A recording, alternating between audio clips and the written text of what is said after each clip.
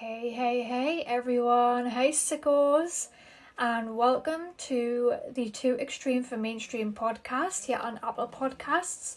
For those of you sickos that are new around these neck of the woods, welcome. I'm Century Stowers and I'm your host on this podcast.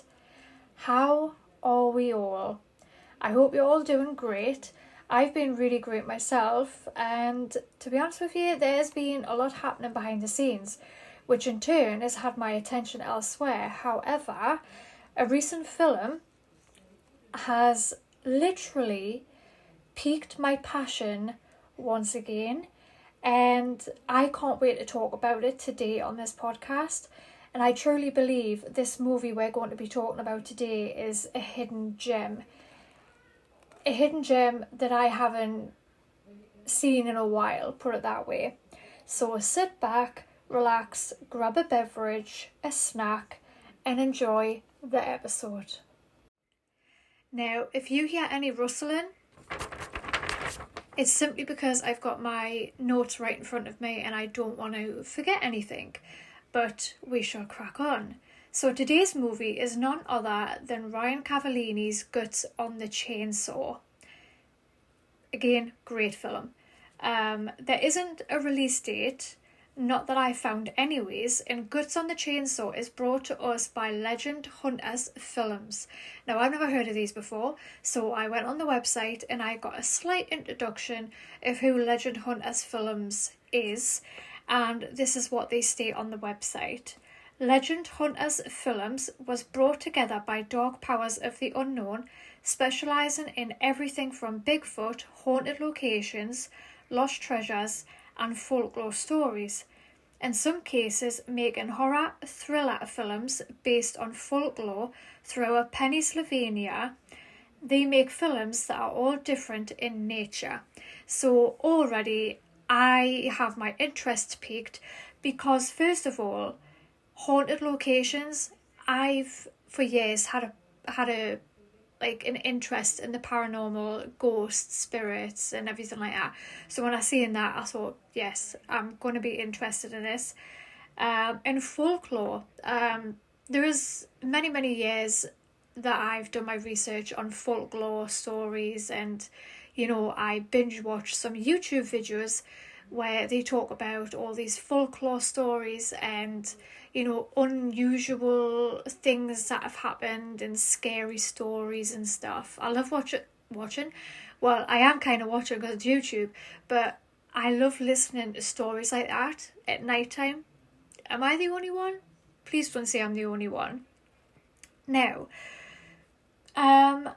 I will be featuring my review and relevant links on my website when it is completed, but you can check out Ryan's website at legendhuntersfilms.com. Now, Guts on the Chainsaw runs for 78 minutes, which is 1 hour and 19 minutes. Now, here is an introduction to what the movie is about. After a traumatizing event, Nova tries to put the pieces of her life back together to prove she isn't crazy. Her friends and family have her convinced that the events which occurred were due to her self-inflicted behaviours. Ignoring them all, Nova sets off on one last hike through the backwoods of Pennsylvania to face her fears. But watching from the forest is a clan of inbred cannibals with an irrepressible taste for human flesh and monstrous brutality. In the nightmare that follows, what depravities must Nova endure to survive, and who will become the most shocking savage of them all? Now, when I personally compare other low-budget trailers, Guts on the Chainsaw does a fantastic job at looking professional. If I hadn't have known it's a low-budget movie, I would have thought this was a professionally made movie, so far so good. So after Ryan approached me on Facebook, we spoke back and forward, and I watched the movie just yesterday. So apologies, Ryan, for taking too long, but here we are now. The only regret I have about this movie is I didn't watch it sooner. Now, if you've been a fan of the podcast since the beginning, you will know I don't do spoilers. simply because I want the fans of horror and extreme cinema to purchase these movies to support those directors, actors, special effect teams, and every single person involved, because it is a long process and it does cost a lot of money, and it takes everybody's time out of their day to make great movies what we now love on the big screen. So it's really important that you go out and you purchase these films for the sake of the people that's made these films, you know. So with that in mind, here is a little review of the film Guts on the Chainsaw. So we are introduced in the beginning with a piece of history of missing persons at the National Forest in Pennsylvania.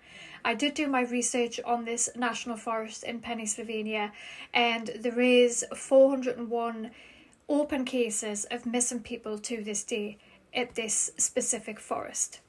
Now, with that little fact check there for you, we see our main character, Nova, throughout this entire movie, who ventures into the forest to fight her demons and to prove to herself what she previously went through was real. Now, due to her previous trauma, this has left her lost and at a dead end, because nobody believes what she said, the police don't believe what she said, and nobody's taking her seriously, you know. So she's resorted to dealing with this trauma in very specific ways, which we find out in the movie, and she's gone back to the original place where this trauma started to get over this trauma. But Nova does stumble in the movie across one interesting fellow, but befriends a fellow camper. Now, in the beginning, this fellow camper, I thought it was the same guy as before. If you've seen this film, you know what I'm talking about. But if you haven't, you need to watch it to know what I'm talking about. But I grew a fond to him, you know, like I actually grew fond of this guy. But anyway, we do eventually see an unidentified character with an axe. From this point on, it's nearly all action, and then it's all action towards the end, and the ending is mwah, chef's kiss. Chef's kiss to the max, put it that way. It was great. But now, going back to the beginning of this film, I get the feeling this movie is inspired by two movies in particular. Firstly, the feel of the movie with the spoken intro and the slight background noises gives me very Cannibal Holocaust vibes. Then one scene in particular gives me very much the Texas Chainsaw Massacre vibes. Now, personally to me, the beginning might be inspired by these two movies. However, Ryan has put these two inspirations together and put his own spin on them, and it is very, very interesting. So, then we focus on the quality of the movie, and again, I wouldn't think this was a low-budget movie. There was no point in this film where I couldn't see what was going on. The lighting was great, and the music, I feel, fit perfectly where it was placed. Whereas sometimes with low budget movies, you know, you get the music and stuff and you can all tell it's low budget and stuff. But with this movie, you would not tell it's low budget. You would literally think this was a professionally made movie. Now, I would love to hear the soundtrack at some point. So Ryan, if you're listening to this, I would love to find out where this music has come from. It was good. But now talking about the acting. Now, for me personally, this is just a nickelty-pickledy, as I call it. There was a few moments that I felt like the actors were acting. However, that's not a make or break for me, and it's not really a make or break for the movie viewers either. That's just my personal observation. But the acting 90% was spot on, and again, what low budget, you know? The actors didn't even seem like they were just new at acting either, you know.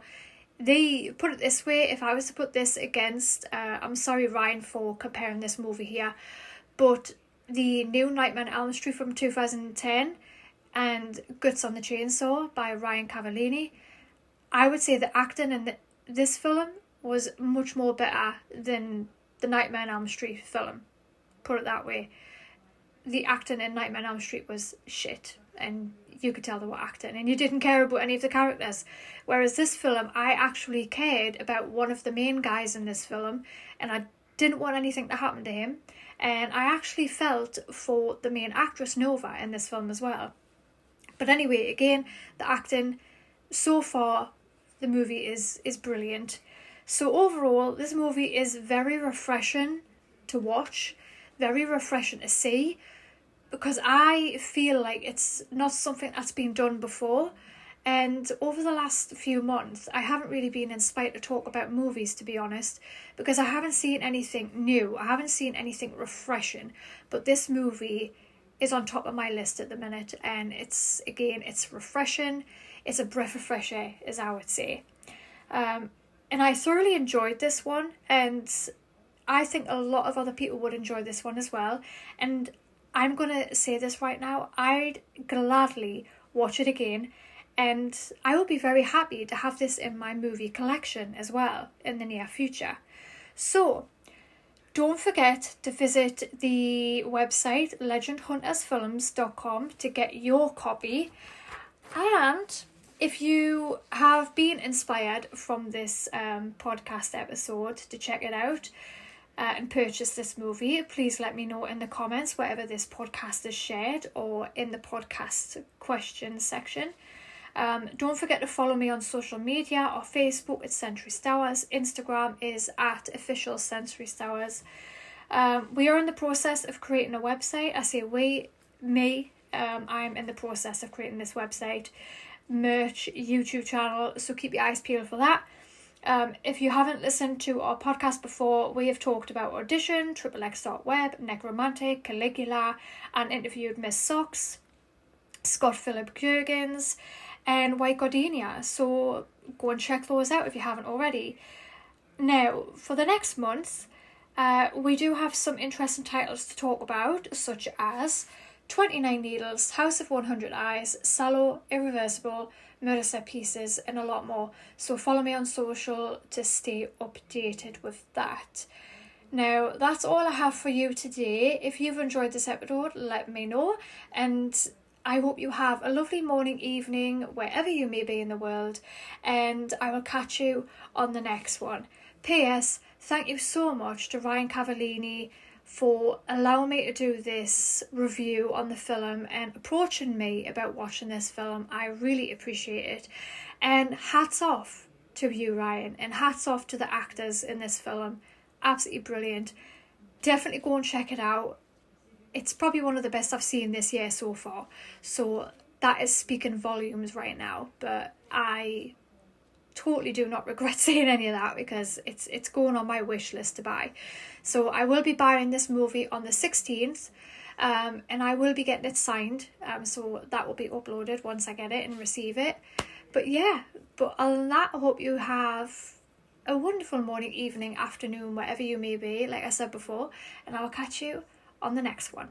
Bye.